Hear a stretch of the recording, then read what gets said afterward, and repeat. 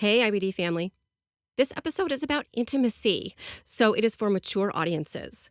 If you are not a mature audience, and to me, that means over the age of 18, or intimacy is not a topic that you want to listen to, then I suggest that you skip this episode and wait for the next one. If you are interested in listening, I suggest that you grab a pair of headphones. With that out of the way, here we go.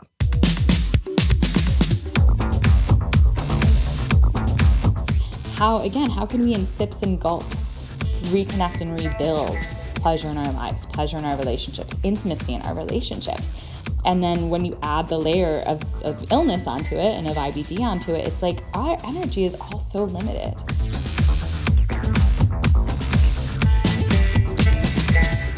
Welcome to episode 42 of About IBD and the first edition of About IBD After Dark. I'm Amber Tresca. I was diagnosed with ulcerative colitis at age 16 and had two-step J-pouch surgery 10 years later. I'm the IBD expert at verywell.com and the person behind aboutibd.com and the About IBD social media platforms. It's my mission to educate people living with IBD about their disease and to bring awareness to the patient journey. My guest is Kait Scalisi. Kait is a sex educator who founded Passion by Kait. She also lives with Crohn's disease. Your first impression is that her work involves, well, sex, but it's actually so much more than that, as she will explain. Kait created 2 hashtags that she uses on her social media platforms, which intrigued me, and those are freedom in pleasure and practical pleasure. Crohn's disease and ulcerative colitis put significant barriers in the way when it comes to intimacy. These diseases can separate us from feeling connected to ourselves, our friends, and our intimate partners, which erodes our quality of life. Kait helps people reconnect with what's pleasurable in order to bring back their spark. Kait takes us through her Crohn's disease journey, why she became a sex educator, and what it's like to attend one-on-one counseling with her. I ask her to dispel a myth about sex and to tell me why the usual advice of just have more sex isn't always the answer to solving problems with intimacy. Kait, I know you get this question all the time because you are, let me get this right. What's your title? I am a sex educator. Why would you pursue a career in sex ed? Aside from the obvious. Wait, what's the obvious? The obvious would be that it would be interesting and fun and something to talk about at parties. But I imagine that it is challenging work. Yes. So what would draw you to the profession? So this was not the original plan by any means. Although the original plan did still involve genitals, which was my original plan was to become an OB-GYN. And I started selling sex toys while I was in college, and I was actually at a Catholic college. Fun fact, got into a little bit of trouble with that, as you can imagine. But I started selling sex toys as a way to make some quick money to visit my partner who was living out of the country at the time. And I really, really, really wish I had better intentions going into it, but it was like, I need to make money fast. Someone told me this will make me money, so sure, I'll do it. And I remember at the very first party, 2 things really stand out. One was that I made back my investment plus made a profit in one night with a bunch of broke college students. And 2 was that people had so many questions that I could not answer. Because the company that I was working with at the time, which is no longer around, was just a direct sales company. They gave you a lot of training on the products and how to sell. And they gave you like one book of like, here's everything you need to know about sex. And like, hell no, there's so many questions. And people were so eager to tell me their stories. And I was like, oh, there's something else here. And so that was 2009. And for a solid 2-3 years after, the plan was still medical school. I applied, I got in, decided not to go, in no small part because at that time in between college and going, I started working in healthcare and doing health psychology research with cancer patients. And what I really learned from that was just how awful healthcare providers have it. And I looked around and was like, this is just not the life I want for myself. And I also realized that there was so much I could offer people talking about sex, because with these cancer patients and the research we were doing, we did ask one question about sex. I was real lucky. I had a super progressive, awesome investigator that I was working with, and people would just spill their stories to me. And it would range from funny little things like, no one told me I'd lose the hair in my hoo-ha when I started chemo. And like, why did no one tell me that? Like, it's fine. I just would have liked to know, to really deeply personal traumas that had never been addressed throughout the entirety of their care, related to their care, and just no one had addressed them. And so I started to realize, oh, there's something here. So I decided to continue my plan of, my original plan was MD, MPH, Master's of Public Health. And I said, not doing the MD, not becoming a doctor, gonna go for my Master's in Public Health with a focus on sexual health education. And it's kind of what brought me to this point today, and just really seeing that there's such a need for spaces to have these conversations, because it's just so shamed and taboo in our society.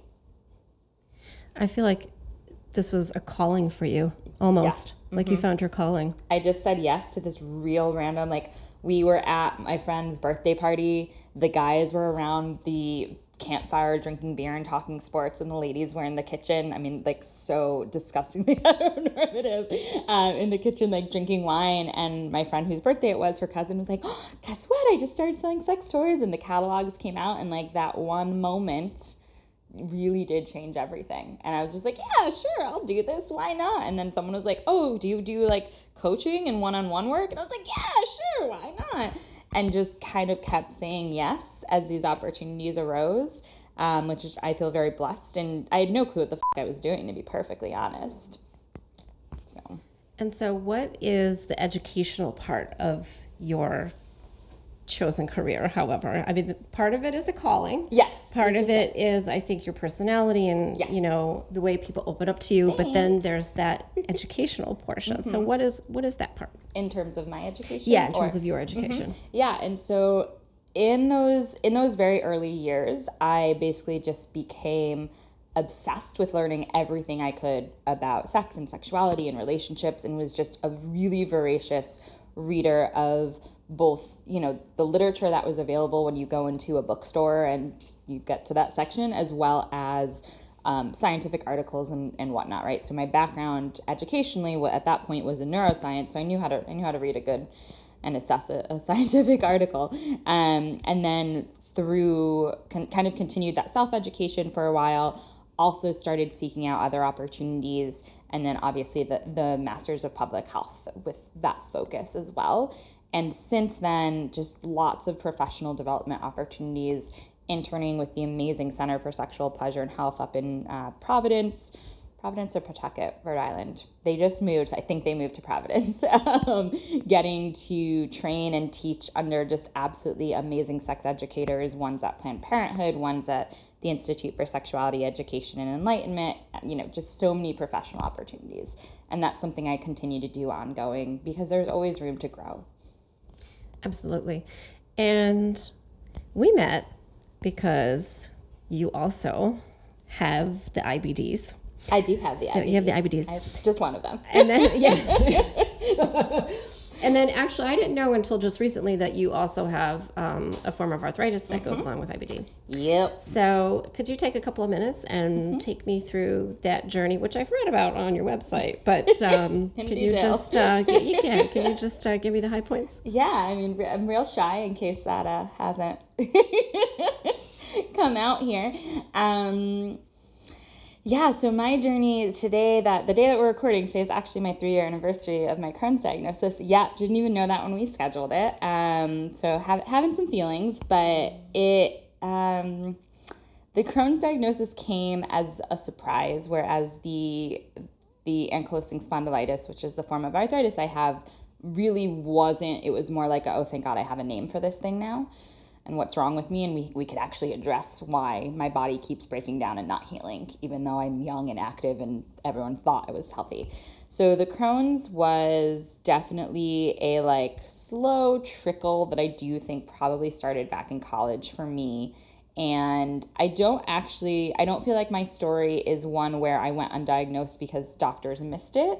I think that the infection I got in college just changed my normal. So it never, in a way that I was just like, oh, well, this is fine. It's still within the bounds of what is considered healthy. It's just on that very upper level until it wasn't anymore. And until it was hard to eat, the symptoms were just too much to handle. And, this doctor finally said, I really think you need to see a GI and go for further testing. So that led to the Crohn's diagnosis. It was completely devastating, I'll be perfectly honest. I didn't know a ton about it at the time. Now I do, obviously. You learn real fast. And it's still, I think, particularly because today is the anniversary, I'm particularly reflective, particularly nostalgic.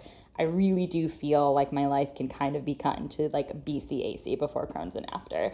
And sometimes I think back to the things I did before Crohn's, which include grad school, that job working with cancer patients, college, etc. And it doesn't even almost feel like my life sometimes.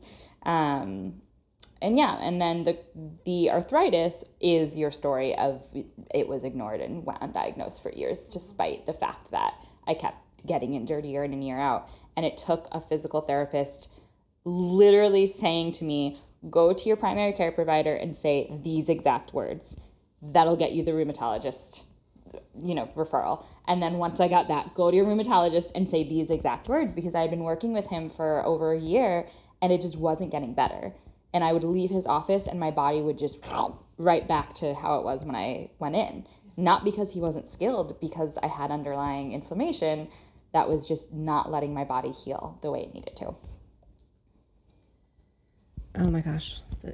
What a story. I completely agree with you. There's always the before IBD and the after IBD. And whenever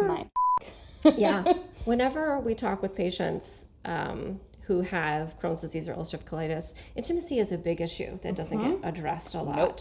And what do you feel are some of the bigger issues that, or the bigger barriers that people with IBD come up against? Yeah, and you said before, like, oh, this sounds like it was a calling for your work, and it's really wild when you can take the long view when you're in a mental health and emotional health space where you can look back and be like, whoa, things work out real weird. And I think back to being 22 and this little shithead research assistant working with cancer patients, the doctors yelling at me for asking their patients about sex, not all of them, but many of them, reaming me, like, what, how dare you? And being like, oh, this is something that doesn't get talked about. I'm going to talk about it. Did my master's thesis on sex in cancer patients. Spent all of grad school being told that's not a public health issue. Why does that matter? I don't understand. Yeah. So I'm like, you all can't see the face happening here, but Chuck, it's probably the same one you're making. And yeah, I spent the entirety of my grad school defending why this was a valid public health issue, and thankfully found one or a few mentors within Hopkins who were doing somewhat similar enough work that they were like, we support you, but that was it. And so it was just like such a natural progression to be like, oh, cool, I talked about sex, now I'm going to talk about poop, now I'm going to talk about sex when you poop and you don't want to. We're not talking when you want to. And, with the IBDs, oh my God, there's so many things. Where do you even begin? There are very, practical, if you will, symptomatic related concerns of what happens if I poop during sex, what happens if my ostomy leaks, all of those very, very practical things. I've heard from several people about who really were avid enjoyers of anal sex and that being taken away from them, which leads to then the emotional fallout of your body is doing things differently. And, most of what impacts sex has nothing to do with the act of sex itself. It has to do with the nature of the relationship, the one you have with yourself and whoever you're having sex with. It has to do with the context. Is it erotic? How stressed are you? How's your body image? How's your health? Like, health is a big one. And when you are having those body image issues, which come so hand in hand with the Crohn's and the colitis and the IBDs, of course body image stuff is going to come up. And often it manifests as not wanting to be intimate. Stress levels are heightened. Just the sheer stress of managing a chronic illness whatever it is, right? Any of them. And then also managing a chronic illness that is so stigmatized and taboo because, poop, just gonna keep saying it, right? It's like, it's layers upon layers of stigma and shame and just embarrassment, and people shut down with any chronic illness and with this one especially. So very broadly, obviously this is what you do for a living, and yes. it's a personal one-on-one situation. So personal. But for women with IBD who are just beginning to think that they need to start unraveling this, where can they start? Go to my website. I had to. It's too easy. Where to start? Start with the self. Start with reconnecting to things that bring you pleasure, whether that is sexual pleasure or otherwise. Because again, we spend so much of our time as patients managing our illness, managing our healthcare providers, just managing things that we get really cut off from pleasure. There's a reason why I center my work around this concept of freedom and pleasure instead of have better sex, because you can't have better sex without reconnecting to pleasure. And I was at yoga before we filmed this, and I loved what my teacher said today. She always says the perfect thing, and I was like, I'm going to mention that on the podcast. And she was talking about every now and then, those of us with chronic stuff, and she has it too, it's why I love practicing with her. You just got to think of it as a project, and you just got to set it aside for 5 minutes, 10 minutes, and just set it aside. And of course, today it was for the duration of this class. And so start reconnecting in the teeniest little sips and gulps that you can take to things that bring you pleasure, and then slowly let that expand into different parts of your life, into sex, into the bedroom. But start with the pleasure first and foremost. And then I think from there, check in on how, if you're in a relationship, how that partnership is, because chronic illness diagnoses change relationships. And in the end, we see this in the research. I see this personally. I see this with my counseling clients. Most of the time, it's for the better. But when you're in it, it fucking sucks. There is so much miscommunication and pain and misunderstanding. So how's the relationship, and what support do you need? What conversations, I call them big scary talks, do you need to have? Do you need to bring someone like me, like a sex therapist, in as a support just to hold space? Because really at the end of the day, that's what a good therapist, educator, counselor does, is hold space for you to, it creates a safe container to explore what are really scary issues, and in a way that's safe, and you feel like you can get resolution and not just be at loggerheads. Is that the phrase, loggerheads? I think so. Did I use that right? It rings a little bit of a bell, but it's not a phrase that I would use. So it just came out. I was preaching. It just happened. That was so good. That was so good, Kate. Thank you. And then that leads right into one of your other hashtags, practical pleasure. Yes. That really spoke to me, and marrying that to chronic illness. So can you talk a little bit about that hashtag and what that means to you? Yeah, so this concept came before my illnesses did.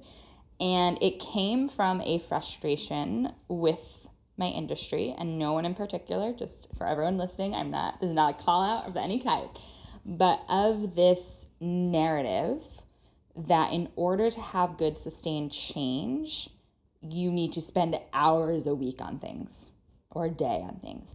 And if you really cared about your sex life and relationship, you would prioritize it in a way that meant you were spending all your time on it. And that. I'm just not sorry.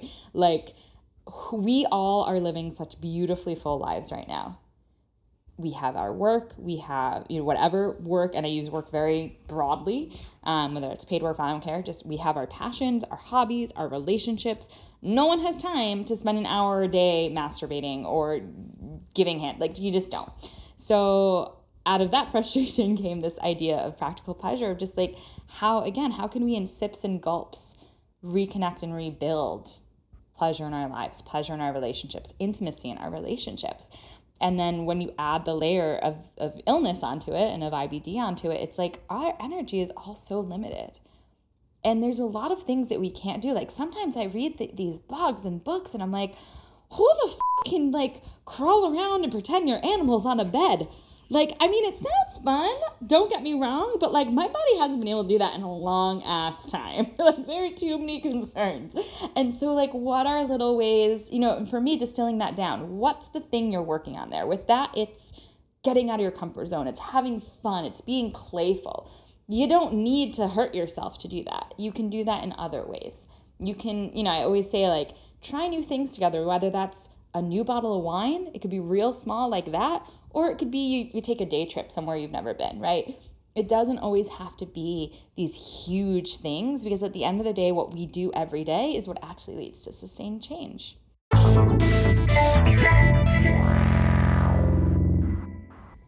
You will know this, that the rate of sexual dysfunction, and I don't like that term. You know, you can tell me how you feel about it. No, yeah, we will. Let's do it. But the rate of sexual dysfunction in people with IBD is high. It's consistently always tracking that way. So I feel as though a lot of people with IBD or other chronic illnesses could really benefit from your services. Thank you. So, but you know, it's got to be right up there with like seeing a therapist for the first time or seeing a gastro for the first time. So can you take some of the mystery out of what this process is like and when you meet a client and what the steps might be there? First of all, I love this question so much. Thank you for asking it. Second of all, I want to just pop over to the dysfunction moment. God, we just need to label everything, don't we? Not you and me, we, like royal society, we. Yes, sexual dysfunction is a thing. I'm not going to say that. But when I talk about sex, I always say like there's not really a normal, there's just more and less common. Like there's such a broad spectrum of what's quote unquote normal. And it'd be real nice if we stopped classifying things that are perfectly normal, but just not really common, or we don't know that they're common. I'm thinking particularly of the trajectory of like understanding, like being trans. So like used to be problematic. We just thought no one did it and it was rare. And now it's like, no, it's actually pretty common and totally normal. It's always been. It's just been the case. So that is my little diatribe on dysfunction. In terms of kind of the process people go through with me, and I'll speak directly to counseling, I assume. Yeah. And so in terms of that, the first step is there's links everywhere, I post them all the time, is to schedule an initial call with me.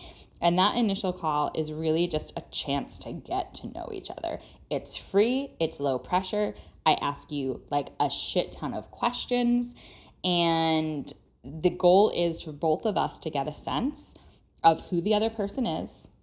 And for me, is this can I actually help them? Is what they're seeking help with within my scope of practice? I feel I'm very grateful that within sex ed, and particularly from the people I've trained with, knowing your limits and boundaries is super important, which makes sense since we're all about consent. And so I will never push someone to work with me unless it is A, like a full body hell yes from them, and B, it's something that's within my scope. And my scope is not, no one's scope is a fixed thing. It's always changing and shifting, but I am very happy to refer out whenever I need to, because I can't do everything. No person can. And so that's kind of step one. And then if at the end we're both like, this feels like a really good fit, it's exactly the types of things I work with. So most common ones being mismatched desire or low desire, struggles experiencing orgasm, struggles communicating, not knowing what they want, never mind how the hell to ask for it. From there, we figure out like a kind of a game plan of what's going to be a best fit in terms of length of time to work together. And then we start with our sessions. And that first session is another hour of lots of questions, lots of digging in. Usually in that initial call, that free one, I'm taking tons of notes and things are getting highlighted and commented, and it just looks like a total war zone in a Google Doc. Thank God no one sees that one but me. And I'm following up on those things in that first client call. At the end of that, you're given, at the end of that, in every subsequent call, you get a spark plan, and that's your own customized, essentially, sex plan. And it's the exact things to do. And quite frankly, usually it's not until about halfway through or later that you're actually getting stuff to do with sex on that. So my favorite example is when my favorite clients ever, and her first assignment was to take a 5-minute walk at lunch every single day. And the shift that made, talking about practical pleasure, between we met the first week and then I see, we have calls every other week. And so 2 weeks later, it was like a different person from a 5-minute walk at lunch, from the simple act of getting away from her desk, going outside, or on rainy days, sitting by a window in the lobby and just looking outside and getting natural light. I mean, I was like, who are you? It was amazing. And so really making sure that you have practical things to try. And then every subsequent call after that initial one is 30 minutes long, and it's really about troubleshooting. What worked? What did you do? What worked? How'd it go? What didn't work? Where do we go from here? What is it that you want to focus on? And I provide, obviously, the expert guidance and information and homework, if you will, or whatever word you want to use for it. And then you go and get to do it on your own or with your partner, depending on what it is, and have fun. And yeah, sometimes it is go and have this type of sex, which is also like, I'm like, oh, I signed someone's sex for homework today. That's cool. Well, that doesn't sound scary. No. That sounds great. Yeah, and we open every call with like a little meditation. It just like gets centered and grounded, and people always really remark on how good that feels. They're like, oh, I wasn't expecting that, but I'm really grateful that like I can just leave the day behind and really focus on this for now. Well, I'm glad we talked about that then. Then people were coming into it and not understanding what it would be. Thanks. And it makes perfect sense that you'd start off with a little meditation and grounded and get everybody on the same plane. And the conversation just flows more easily. And it does. So much better. So I'm going to give you some time here, Kait. Okay. I'm going to ask you. You're going to have to pick one. I'm sure there's many, many, many. But I want you to pick one misconception about sex and dispel it for us right here, right now. Oh my God. Haven't I done this already? Oh. I'm sure you've done it many, many times with clients and with all of the other work, the media work that you do and everything. But what's your favorite one to let go? Yeah. My favorite, and one of the most common ones I hear from my clients, is that desire is spontaneous and it just happens like that.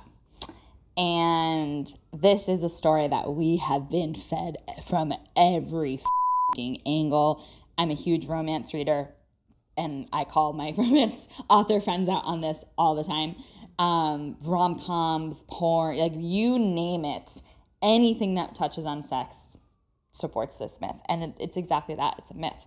And what we know is that women especially typically have desire that's more responsive. So what this means is that they won't feel in the mood to have sex until sexy things start to happen.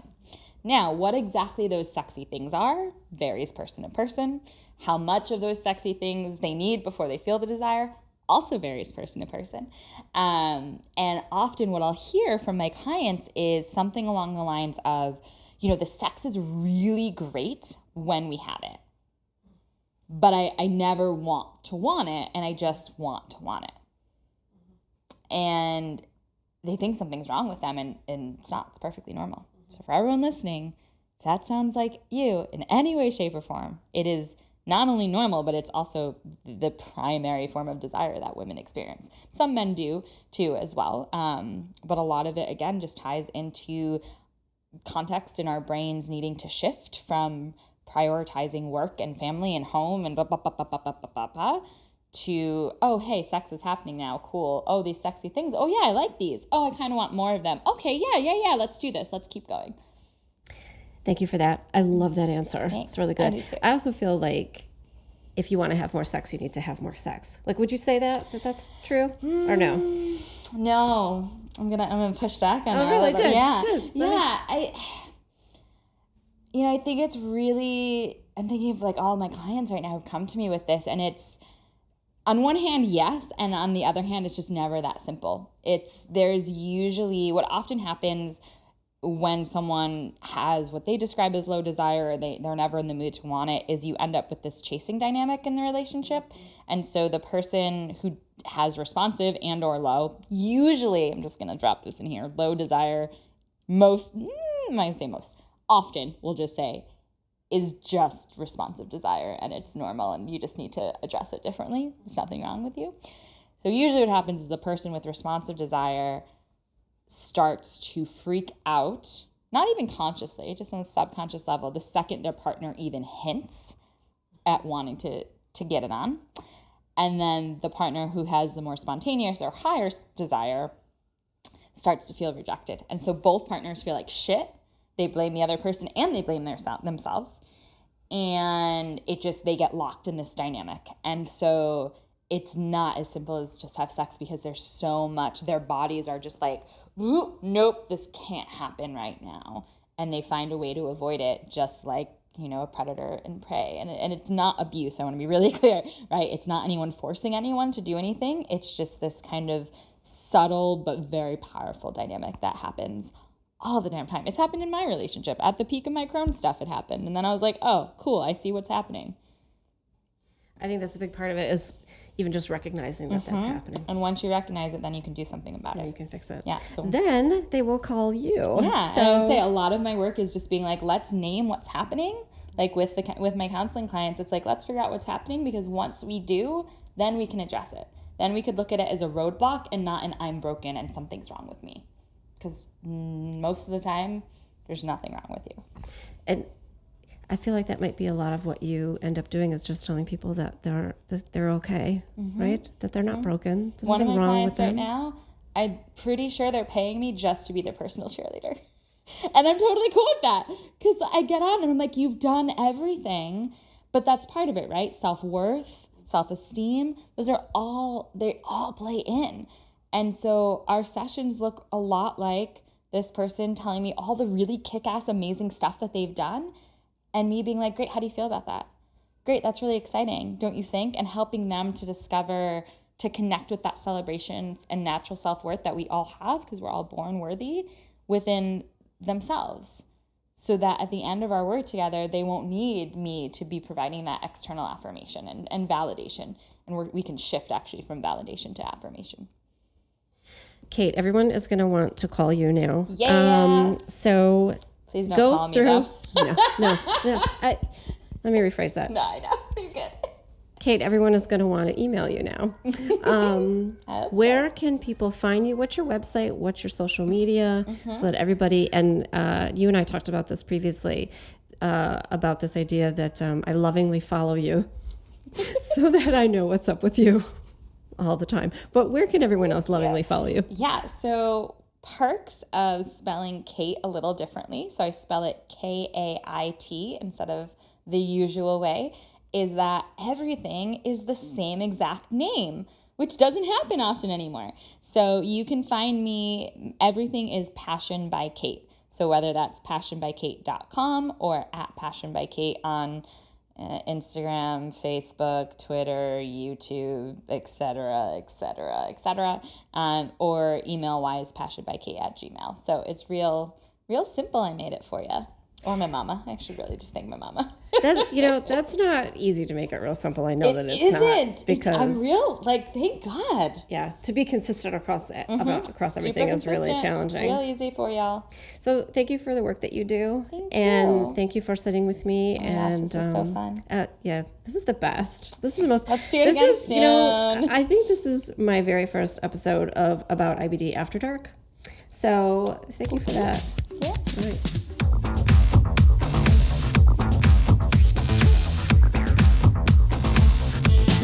Hey, super listener.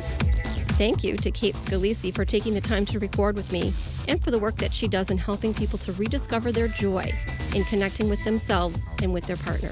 Kait is available for one-on-one counseling, and she conducts workshops for women in New York City, where she's based. You can learn more about her and get in touch at her website, passionbykate.com. I subscribe to her newsletter, which is fantastic. Check the show notes for all of Kate's social media information so that you can follow Passion by Kate on her blog, as well as on Instagram, Facebook, and Twitter. Thanks for listening, and don't forget to find me on social media and let me know how you're enjoying the show or if you have a topic you'd like to hear featured. You can find me all over the interwebs as About IBD, on the Facebook, the Twitter, and the Instagram, as well as aboutibd.com. You can also head to verywell.com for disease information about IBD that I've written, which has been medically reviewed by a practicing gastroenterologist. And remember, until next time, I want you to know more about IBD. Coming up on the next episode of About IBD, the stress that was involved in worrying about when I was going to get the medication, how it was going to be paid, and who it was going to be paid to, it took a toll on my health.